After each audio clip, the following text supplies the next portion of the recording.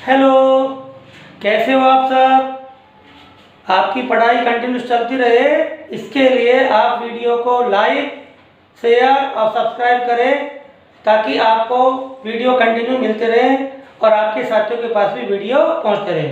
बच्चों, कल हम पढ़ रहे थे विद्युत द्विध्रुव के कारण विद्युत क्षेत्र, electric field due to electric dipole on its axis and equatorial line. अब हमने दोनों ही फॉर्मूले पढ़े थे और कल हमने पढ़ा था कि ई एक्सेस या अक्ष पर जो इलेक्ट्रिक फील्ड था वो आया था 2kp vector upon r cube, और जो निरक्ष पर आया था इक्वेटोरियल लाइन पर निरक्ष वो आपका आया था -kp vector upon r cube. अब इन दोनों की हम कंपैरिजन करते हैं। नंबर फर्स्ट, दोनों फॉर्मूला देखो, यह है kp अपॉन r क्यूब, यह है 2kp अपॉन r क्यूब और यह है kp अपॉन r क्यूब। अर्थात द्विध्रुव के केंद्र से समान दूरी पर क्या होगा, ई अक्ष इक्वल टू हो गया 2 गुणा ई निरक्ष। अर्थात अक्ष पर विद्युत क्षेत्र निरक्ष पर विद्युत क्षेत्र का डबल होगा।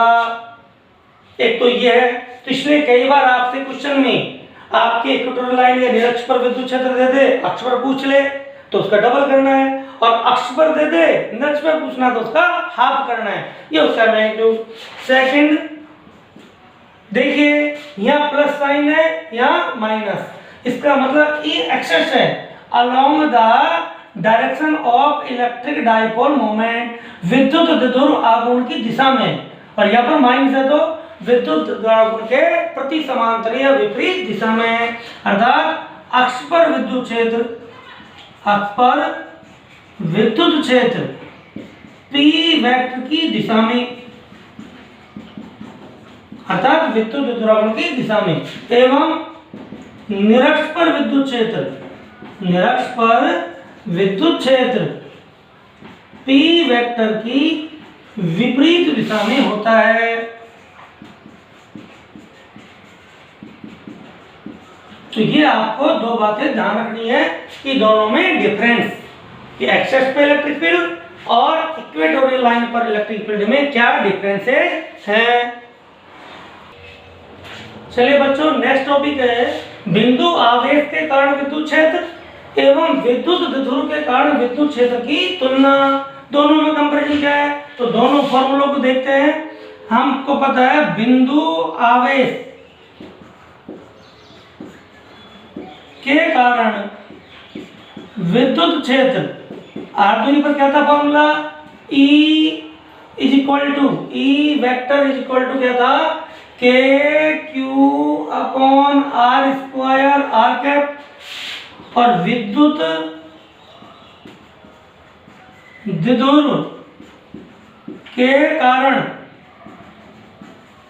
विद्युत क्षेत्र ये थे ई अक्ष इज इक्वल टू था 2kp अपॉन r क्यूब एवं ई निरक्ष, तो विद्युत क्षेत्र यह था इक्वेटोरियल लाइन पर -kp vector upon r cube. ठीक, दिस इंप्लाइज, इससे तो ये पता चल रहा है कि विद्युत क्षेत्र दूरी के वर्ग के व्युत्क्रमानुपाती है एवं आपके किसके कारण, डाइपोल के कारण विद्युत क्षेत्र दूरी के घन के क्यूब के व्युत्क्रमानुपाती है। तो ये डिफरेंस है कि यहाँ पर ये जो डिफरेंस है कि बिंदु आवेश के कारण विद्युत क्षेत्र बिंदु आवेश से दूरी r के वर्ग के व्युत्क्रमानुपाती है, अर्थात उसके स्क्वायर के इनवर्सली प्रोपोर्शनल है, और यहाँ पर दूरी r के क्यूब के इनवर्सली प्रोपोर्शनल है। तो इसका मतलब तेजी से कहाँ बदलेगा, यहाँ दूरी डबल करेंगे तो विद्युत क्षेत्र 1/4 हो जाएगा, और यहाँ पर दूरी डबल करेंगे तो विद्युत क्षेत्र पहले का 1/8 हो जाएगा। यहाँ दूरी 3 गुनी कर दे तो 1/9 होगा, और यहाँ पर क्या होगा 1/27 हो जाएगा। इसका अर्थ है, अर्थात हम कह सकते हैं कि विद्युत द्विध्रुव कारण विद्युत क्षेत्र बिंदु आवेश के कारण विद्युत क्षेत्र की तुलना में अधिक तेजी से परिवर्तित होता है। तो ये आपको ये डिफरेंस याद रखना है, कई बार क्वेश्चन पूछ लेते हैं। देखिए अब आपका है विद्युत द्विध्रुव कारण बिंदु पी आर थीटा पर विद्युत क्षेत्र। इसका डेरिवेशन हमारे सिलेबस में नहीं है, किसी को आवश्यकता हो तो मुझे आप रिक्वेस्ट भेज सकते हैं, मैं समझा दूंगा।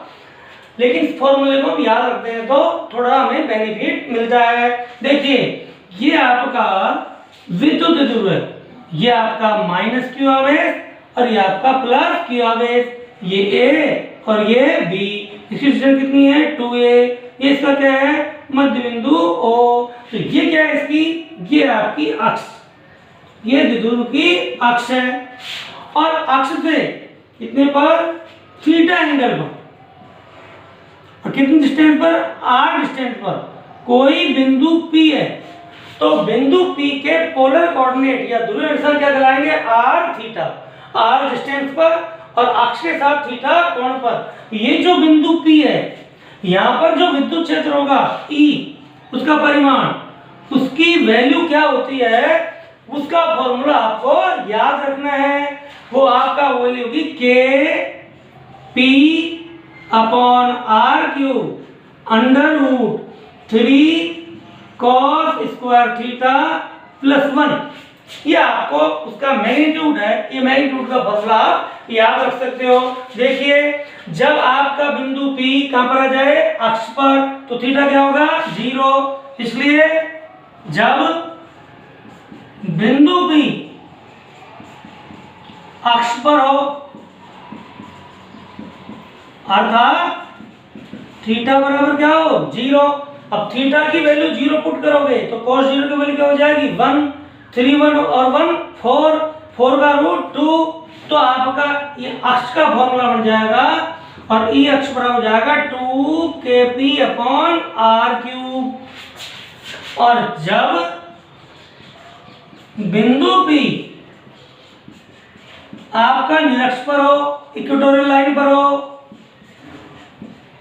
अर्थात आप देखो यदि आपका पॉइंट P यहां आ जाए बाइसेक्टर पर या लंब समद्विभाजक पर तो बच्चों थीटा इक्वल टू क्या हो जाएगा 90 डिग्री। और हम भली बातें जानते हैं कि cos 90 की वैल्यू कितनी होती है 0। तो ये टर्म क्या हो जाएगी 0 और 1 का रूट 1 और आपका ई निरक्ष इसकी वैल्यू जाएगी kp अपॉन r क्यूब। तो इसके मैग्नीट्यूड के फॉर्मूले हमारे पास आ जाएंगे। इस तरह से इस फॉर्मूले के द्वारा हम अक्ष और निरक्ष के फॉर्मूले भी निकाल सकते हैं। तो ये हेल्प करता है आपको फॉर्मूले याद करने में। अब आपका नेक्स्ट टॉपिक है एक समान या समरूप विद्युत क्षेत्र में विद्युत द्विध्रुव पर बल एवं परागुण force and torque on electric dipole in a uniform electric field. तो सबसे पहले तो हम यूनिफॉर्म इलेक्ट्रिक फील्ड के बारे में रिकॉल करते हैं कि ऐसा विद्युत क्षेत्र जिसका परिमाण और दिशा सभी बिंदुओं पर समान हो उसे क्या कहेंगे समरूप या यूनिफॉर्म इलेक्ट्रिक फील्ड। और इसे कैसे डिनोट करते हैं परस्पर समांतर और समदूरस्थ पैरेलल हो और बराबर डिस्टेंस पर हो की पैरेलल लाइन के द्वारा इसको दर्शाते हैं इलेक्ट्रिक फील्ड लाइन द्वारा। तो ये आपका क्या है यूनिफॉर्म इलेक्ट्रिक फील्ड है, ये आपका यूनिफॉर्म इलेक्ट्रिक फील्ड है जिसको हम परस्पर समांतर और समदूरस्थ रेखाओं के द्वारा व्यक्त करते हैं। और इसकी वैल्यू कितनी होती है ई वेक्टर। अब इसमें हम एक इलेक्ट्रिक डाइपोल को रखते हैं, किसी भी पोजीशन रख सकते हैं। तो सपोज करिए हमने इसको एक इलेक्ट्रिक डाइपोल है इसको ये प्लेस कर दिया, ये आपका माइनस क्यू चार्ज और ये क्या है आपका प्लस क्यू आवेश है। तो ये आपका ए पॉइंट ले लें और ये पॉइंट ले लें बी पॉइंट। और जिसकी लंबाई कितनी है द्विध्रुव की लंबाई कितनी होती है 2a, ये इसकी लंबाई है द्विध्रुव की। अब आपको पता है कि धनावेश पर बल लगता है विद्युत क्षेत्र की दिशा में और F बराबर क्या होता है QE। तो इधर जो फोर्स लगेगा द्विध्रुव पर इस दिशा में फोर्स लगेगा उसकी वैल्यू कितनी होगी वो होगी क्यू ई वेक्टर प्लस का इस दिशा में, और इस दिशा में फोर्स लगेगा वो विद्युत क्षेत्र के विपरीत लगेगा। तो ये क्या हो जाएगा माइनस क्यू ई वेक्टर। तो देखिए इस विद्युत द्विध्रुव पर दो फोर्स लगे, एक लगा क्यू ई वेक्टर, एक लगा माइनस क्यू ई वेक्टर। तो दोनों का टोटल या अलजेब्रिक सम कितना हुआ या वेक्टर सम कितना हुआ 0। तो नेट फोर्स कितना हुआ 0। लेकिन हमको पता है कि जब किसी सिस्टम पर या किसी वस्तु पर दो इक्वल मैग्नीट्यूड के फोर्स लगे जिनकी डायरेक्शन अपोजिट हो, तो उस ऑब्जेक्ट पर या वस्तु पर वो एक टॉर्क लगाते हैं, बलागुण, जो वस्तु को घुमाने का प्रयास करते हैं। ठीक, तो बलागुण क्या होता है, इसको बोलते हैं आपका फोर्स का एक पेयर। और बलिगुम का बलागुण होता है बल गुणा बल की क्रिया रेखाओं के बीच की लंबवत दूरी। तो ये बल की एक्शन लाइन लेते हैं क्रिया रेखा, देखो ये बल की एक्शन लाइन है क्रिया रेखा और ये इसकी क्रिया रेखा। तो इनके बीच की लंबवत दूरी ये होगी कि आपकी इनके बीच की क्या हो जाएगी लंबवत दूरी। ये ए ले लें, ये बी ले लें, ये कोई पॉइंट सी ले लें। तो आपका जो बीसी डिस्टेंस है वो क्या कहलाएगी बल की क्रिया रेखाओं के बीच की लंबवत दूरी। ये आपका 90 डिग्री का एंगल हो गया। और माना जो विद्युत द्विध्रुव है वो क्षेत्र के साथ कितने एंगल पर है थीटा। तो ये एंगल भी कितना हो जाएगा थीटा। ठीक, तो देखो हम लिखेंगे माना माइनस क्यू व प्लस क्यू आवेश से निर्मित एक विद्युत द्विध्रुव ए बी जिसकी लंबाई 2a एवं विद्युत द्विध्रुव आघूर्ण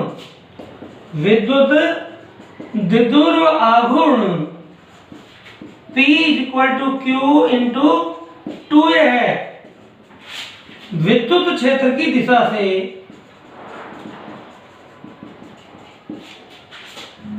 समरूप विद्युत क्षेत्र E वेक्टर में थीटा कोण से स्थित है। ठीक, आगे लिखेंगे इस द्विध्रुव के आवेशों प्लस क्यू व माइनस क्यू पर लगने वाले विद्युत बल परिमाण में समान व दिशा में विपरीत है एवं इनकी क्रिया रेखा उभयनिष्ठ नहीं है। उभयनिष्ठ तब होती जब दोनों जो एक्शन लाइन एक ही पॉइंट से जाती, तो ये कॉमन नहीं है एक्शन लाइन। अतः विद्युत द्विध्रुव पर नेट बल आपका जो फोर्स है F = +QE और प्लस माइनस QE वेक्टर, वो फोर्स तो कितना हो जाएगा 0। तो ध्यान रखिए यदि कोई भी आपसे क्वेश्चन पूछे कि यदि कोई इलेक्ट्रिक डाइपोल किसी यूनिफॉर्म इलेक्ट्रिक फील्ड में रखा है या समरूप विद्युत क्षेत्र में रखा है, तो उस पर हमेशा ही नेट बल क्या होगा 0। ये पक्का याद है। समरूप विद्युत क्षेत्र में और असमरूप विद्युत क्षेत्र में हो तो फिर 0 नहीं होगा। जिधर विद्युत क्षेत्र ज्यादा होगा उधर ज्यादा फोर्स हो जाएगा। तो ये तो हो गया बल की बात। तो हमारा यहां तक का टॉपिक खत्म हो गया बल। अब बात करते हैं बलागुण की। तो हमने पढ़ा कि उनकी क्रिया रेखा उभयनिष्ठ नहीं है। ठीक,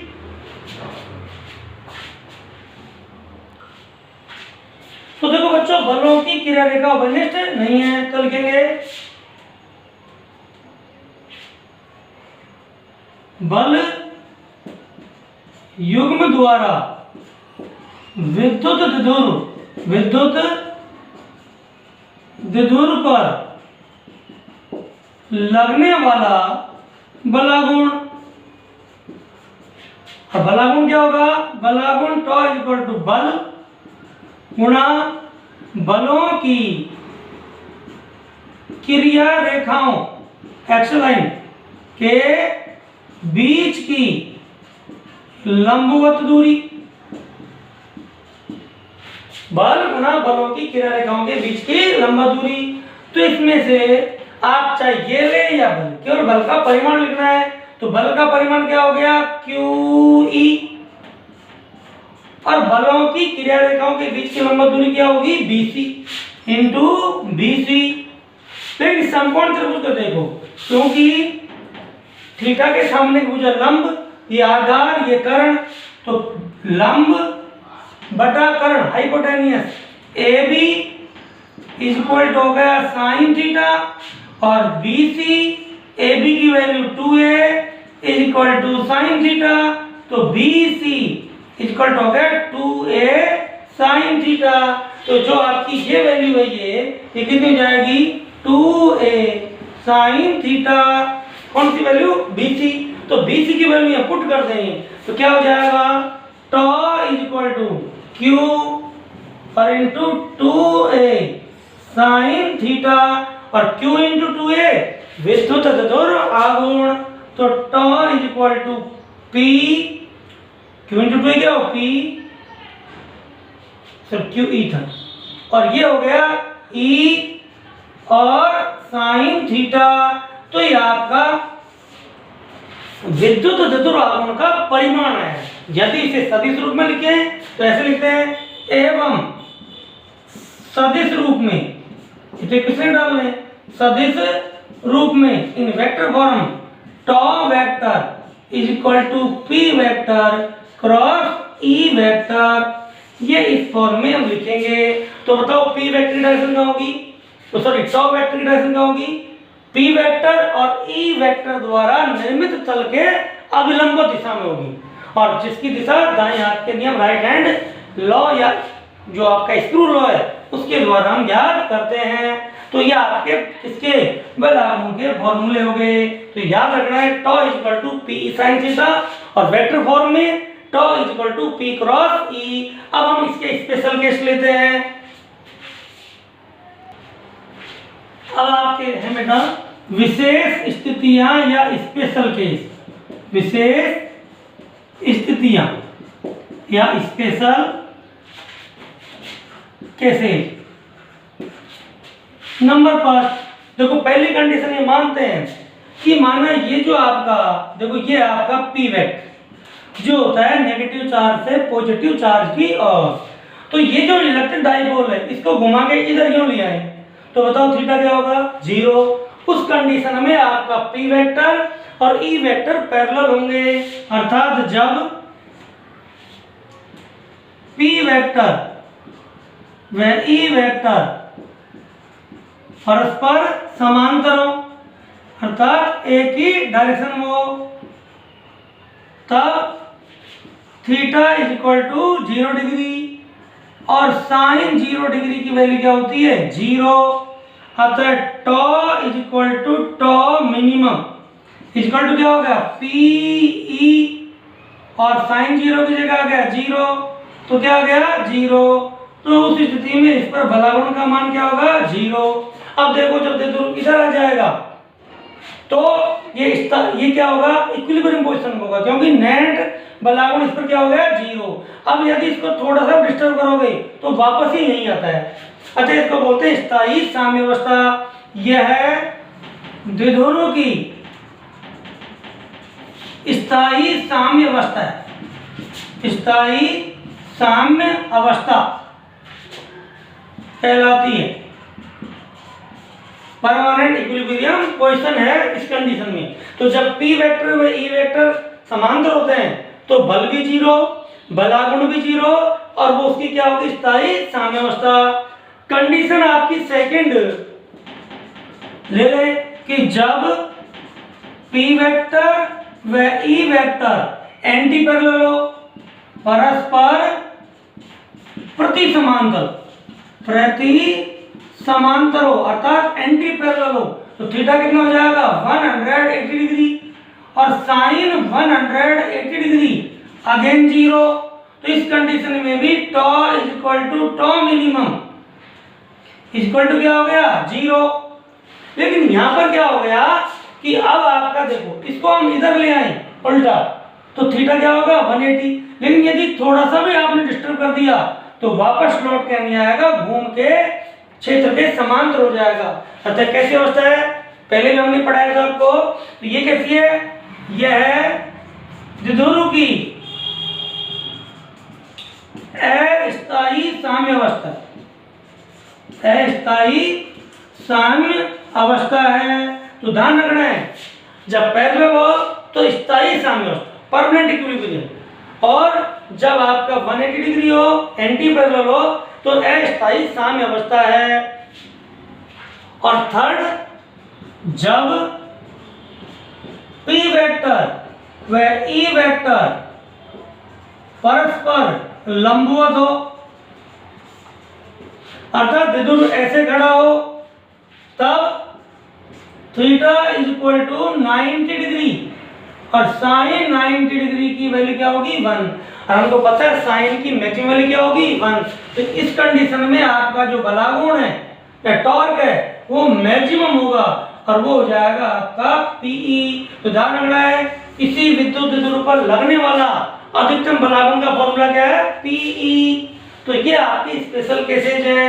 पैरेलल हो तो टॉ मिनिमम 0 होगा, एंटी पैरेलल हो तब भी टॉ की वैल्यू 0 होगा, और जब परपेंडिकुलर होगा तो टॉ की वैल्यू टॉ मैक्सिमम और वो क्या होगा PE होगी। देखिए बच्चों, RBSC का फर्स्ट चैप्टर आपका इलेक्ट्रिक फील्ड यहाँ समाप्त होता है। RBSC और CBSE में सिलेबस में कोई डिफरेंस नहीं है, केवल चैप्टर अलग अलग करने का अंतर है। इसलिए अब आप RBSC वाले यदि आपके पास बुक्स नहीं है तो आपसे नेट से आपकी बुक को डाउनलोड करें और फर्स्ट चैप्टर के एग्जाम्पल्स हैं, क्वेश्चंस हैं, उनको सॉल्व करें। CBSE वाले अपनी बुक्स को डाउनलोड करें और क्वेश्चन को सॉल्व करें। और जिसकी जो कोई भी प्रॉब्लम हो क्वेश्चन से संबंधित या कोई थ्योरी से संबंधित, तो मेरे जो वीडियो है उसके नीचे फेसबुक लिंक दिया गया है, उस लिंक पर अपनी प्रॉब्लम मुझे भेजें ताकि मैं आपकी प्रॉब्लम को सॉल्व कर सकूं। और कल हम न्यूमेरिकल प्रॉब्लम ही सॉल्व करेंगे, आगे बाद में पढ़ाएंगे जब तक इसकी प्रॉब्लम सॉल्व नहीं जाती। इसलिए सभी अपनी बुक्स में से न्यूमेरिकल प्रॉब्लम्स या कोई थ्योरी की प्रॉब्लम्स या कोई क्वेश्चंस नहीं आ रहे हो तो मुझे फेसबुक लिंक पर अपनी प्रॉब्लम भेजें। Thank you.